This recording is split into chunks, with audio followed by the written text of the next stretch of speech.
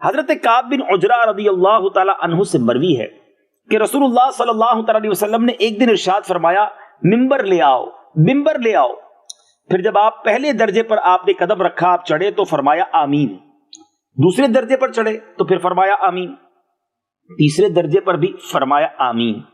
جب آپ علیہ الصلوۃ والسلام نیچے تشریف لائے تو ہم نے عرض کی یا رسول اللہ صلی اللہ تعالی علیہ وسلم، آج ہم نے آپ کے منہ سے ایسی بات سنی ہے جو پہلے کبھی نہیں سنی۔ تو سرکار دو عالم صلی اللہ تعالی علیہ وسلم نے فرمایا کہ جبریل امین علیہ الصلوۃ والسلام میرے پاس آئے اور انہوں نے دعا کی وہ شخص ہلاک ہو جائے جو رمضان کا مہینہ پائے اور اس کی مغفرت نہ ہو۔ پھر میں نے پیارے آقا نے فرمایا کہ اس دعا پر میں نے آمین کہی۔ جب میں دوسری سیڑھی پر میں نے قدم رکھا تو جبریل امین نے دعا کی کہ ہلاک ہو جائے وہ شخص جس کے سامنے آپ علیہ الصلوۃ والسلام کا ذکر ہو اور وہ آپ علیہ الصلوۃ والسلام پر درود نہ بھیجے۔ آقا فرماتے میں نے اس دعا پر بھی آمین کہی۔ جب تیسری سیڑھی پر قدم رکھا تو جبریل امین نے دعا کی ہلاک ہو جائے وہ شخص جو اپنے والدین کو یا ان میں سے کسی ایک کو بڑھاپے میں پائے اور وہ اسے جنت میں داخل نہ کروا دیں، یعنی وہ اپنے والدین کی خدمت کر کے جنت حاصل نہ کرے۔ میرے آقا فرماتے میں نے اس دعا پر بھی آمین کہی۔ مدنی چینل کے ناظرین، یہ تینوں باتیں سمجھنے والی ہیں، دل ہلا دینے والی ہیں۔ رمضان تو ہم سب نے پائے، کیا رمضان میں ایسی عبادتیں کر لی کہ اللہ ہم سے راضی ہو جائے، ہمارے گناہ معاف ہو جائیں، ہماری مغفرت ہو جائے؟ اب کی بار رمضان ملے تو اس جستجو کے ساتھ، اس فکر کے ساتھ ہم نے عبادت کرنی ہے۔ ایٹ اینی کاسٹ، کسی بھی صورت میں ہم نے اللہ کو راضی کرنا ہے اور مغفرت کی خیرات لینی ہے، ورنہ سمجھنے کی کوشش کیجئے، ٹرائی ٹو انڈرسٹینڈ۔ یہ آمین کون کہہ رہا ہے؟ جو نبیوں کے سردار ہے۔ دعا کون کر رہا ہے؟ جو فرشتوں کے سردار ہے۔ گویا دعا کی قبولیت میں کوئی شک نہیں ہے۔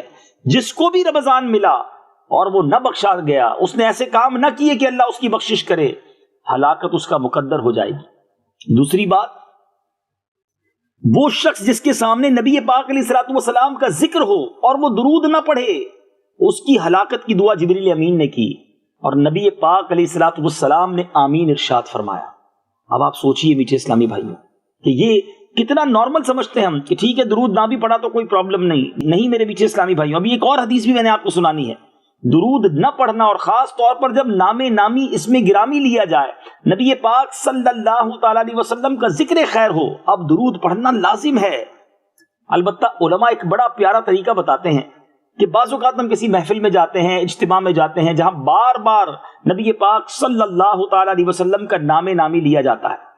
اب وہاں پر اگر درود پڑھنا رہ گیا تو اس علماء کہتے ہیں کہ بندہ پورے دن میں ایک مخصوص تعداد کر لے، 100 بار 200 بار، اللہ جتنی توفیق دے ضرور درود پڑھے، تاکہ اگر کسی وقت کسی محفل میں، کسی اجتماع میں، کسی مدنی حلقے میں بار بار اگر نبی پاک علیہ الصلوۃ والسلام کا نام سنا اور درود پڑھنا رہ گیا تو یہ بعد میں جو درود پڑھنا ہے وہ اس کی قائم مقام ہو جائے گا، آلٹرنیٹ ہو جائے گا۔ تو درود پاک کتنا ضروری ہے آپ کو اندازہ ہو رہا ہوگا۔